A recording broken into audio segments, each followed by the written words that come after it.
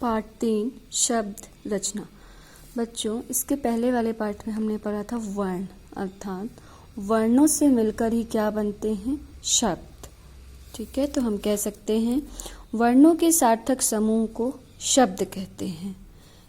ठीक है, जैसे आप देख रहे हैं यहाँ वर्णों को इधर उधर करने से बर्तन, और बर्तन की जगह तरनब लिख दें, खिलौने की जगह हम लौखने लिख दें, तो क्या तरनब और लौखने का अर्थ निकल रहा है? नहीं।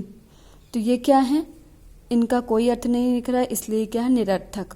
खिलौने और बर्तनों का अर्थ निकल रहा है, इसलिए ये क्या है, सार्थक शब्द। तो वर्णों के सार्थक समूह को शब्द कहते हैं। शब्दों के भेद। शब्दों को 3 भागों में बांटा गया है, उत्पत्ति के आधार पर, प्रयोग के आधार पर, बनावट के आधार पर। उत्पत्ति के आधार पर शब्द 4 प्रकार के होते हैं, तत्सम, तद्भव, देशज, विदेशी। तत्सम शब्द, जो शब्द संस्कृत भाषा से हिंदी में ज्यों के त्यों प्रयोग में लाए जाते, अर्थात जिनका रूप नहीं बदलता है, जो संस्कृत के हैं उनको हम संस्कृत में ही बोलते हैं, वे शब्द तत्सम शब्द कहलाते हैं। दधी, क्षेत्र, सत्य, ग्राम, इनका हम उपयोग वैसे ही करते हैं।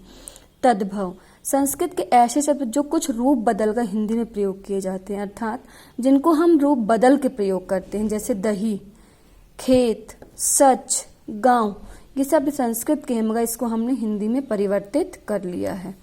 देशज शब्द, देशज का अर्थ है देश में उत्पन्न, अर्थात जो हमारे देश में उत्पन्न हुआ हो, जो शब्द भारत के विभिन्न क्षेत्रों से आम बोलचाल की भाषा से लिए गए हैं, वे शब्द देशज कहलाते हैं। जैसे पगड़ी है, खिचड़ी है, जूता है आदि, ये सब क्या है, देशज शब्द कहलाते हैं। विदेशी शब्द, जो शब्द दूसरे देशों की भाषाओं से हिंदी में आए हैं, वे विदेशी शब्द कहलाते हैं, अर्थात जो दूसरी भाषाओं से या दूसरे देशों से हमने लिए हैं, स्कूल, रुमाल, अलमारी, आलपिन आदि। दूसरा है प्रयोग के आधार पर शब्द 2 प्रकार के होते हैं, विकारी शब्द, अविकारी शब्द। विकारी शब्द वे होते हैं जिनमें लिंग, वचन, काल, कारण के अनुसार परिवर्तन आ जाता है, वे विकारी शब्द कहलाते हैं। संज्ञा, सर्वनाम, क्रिया, विशेषण, ये विकारी शब्द के उदाहरण हैं। अविकारी शब्द, जिन शब्दों में किसी भी स्थिति में कोई बदलाव नहीं आता, वे अविकारी शब्द कहलाते हैं।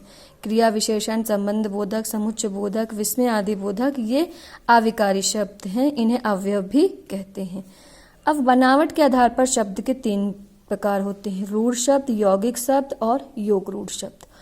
रूढ़ शब्द वे शब्द जिनके टुकड़े नहीं किए जा सकते, अगर उनके टुकड़े हम कर देंगे तो उनका कोई अर्थ नहीं निकलेगा, वे शब्द रूढ़ शब्द कहलाते हैं। जैसे चीता, ची धन ता, न ची का अर्थ है न ता का अर्थ, अगर हम इसके टुकड़े करते हैं तो ऐसे शब्द जिनका कोई अर्थ ना निकले टुकड़े करने पे, वो रूढ़ शब्द कहलाते हैं।